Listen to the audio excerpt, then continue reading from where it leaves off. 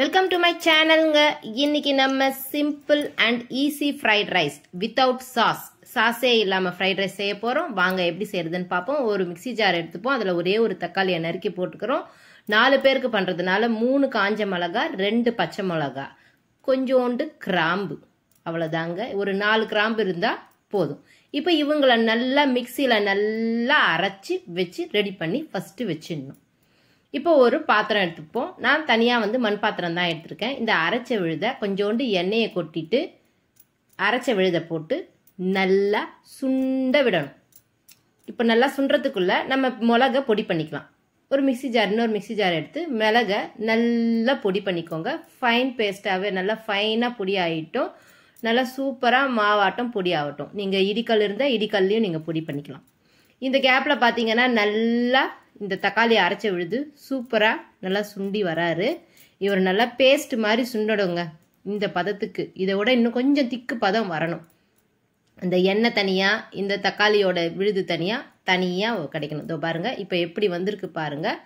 சூப்பராக நமக்கு ரெடி ஆயிடுச்சு. இப்போ இவங்களாம் ஒரு பக்கம். இப்போ ஃப்ரைட் ரைஸுக்கு தேவையானதை எல்லாத்தையும் ரெடி பண்ணி எடுத்து வச்சாச்சு. ஒரு பேன் வச்சுக்கிறேன். பேனில் கொஞ்சம் எண்ணெயை விட்டுட்டேன். ஹை ஃப்ளேம்லேயே இருக்கட்டும். எண்ணெய் நல்லா காஞ்ச பிறகு தான் இவங்க எல்லாரையும் போடணும். எண்ணெய் நல்லா காஞ்சிருச்சு. இப்போ ஃபஸ்ட்டு பூண்டை போடுறேன். ஒரு 4 பூண்டை பொடியாக நறுக்கி வச்சுருக்கேன். சின்னூண்டு இஞ்சை நல்லா துருவி வச்சுட்டேன். ஃபஸ்ட்டு அவங்கள போட்டாச்சு, நல்லா பொரிய விட்டாச்சு. இப்போது நம்ம ஃப்ரைட் ரைஸ்க்கு தேவையான காய்கறிகள், அது உங்கள் இஷ்டம், என்ன வேணாலும் நீங்கள் போட்டுக்கலாம். காய்கறிகள் நீங்கள் கோஸு, கேரட், பீன்ஸ், என்னென்ன வேணுமோ எல்லா காய்களையும் நீங்கள் போட்டுக்கலாம். இப்போ ஃப்ரைட் ரைஸ்க்கு தேவையான காய்கறிகளை போட்டு ஒரு வதக்குன்னு வதக்கி விட்டாச்சுங்க. இப்போ நான் ஒரே ஒரு ஸ்பூன் கொஞ்சமாக சிட்டிக்க சர்க்கரை போடுறேன். எதுக்கு போடுறேன்னா அந்த காயோட கலர் மாறாமல் இருக்கிறதுக்கு. இப்போ இந்த காய்க்கு தேவையான அளவு உப்பு போட்டு நல்லா கலரி விட்டுடுறோம். இவங்க நல்லா கலரனோடனே நம்ம இந்த தக்காளி அரைச்சி வச்ச விழுது இருக்கு பாருங்களா, அவங்கள போட்டு ஒரு கலரிட்டு கூடவே மிளகு பொடி பண்ணி வச்சுருக்கோம் இல்லையா, அதையும் போட்டு நல்லா பெரட்டி விட்டுடுறோம். இப்போ நமக்கு ஃப்ரைட் ரைஸ் முக்கால்வாசி ரெடி ஆயாச்சு. நான் சாதம் ரெடியாக வடித்து வச்சுட்டேன். நான் சாதம் சீரக சம்பா நொய் தான் நான் வேக வச்சு வச்சுருந்தேன்.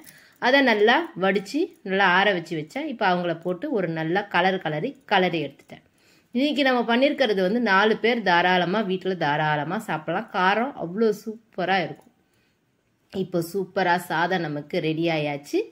ஃப்ரைட் ரைஸ் ஹோட்டலுக்கெல்லாம் எங்கே போகணும், இப்படியே வீட்டில் நீங்கள் செய்து கொடுத்து பாருங்கள். உங்களை வேணும்னு கேட்டுகிட்டே இருப்பாங்க. கண்டிப்பாக எல்லாரும் ட்ரை பண்ணி குழந்தைங்களுக்கு செய்து கொடுங்க லஞ்ச் பேக்ஸ் ரெசிபியாக. தேங்க்யூ.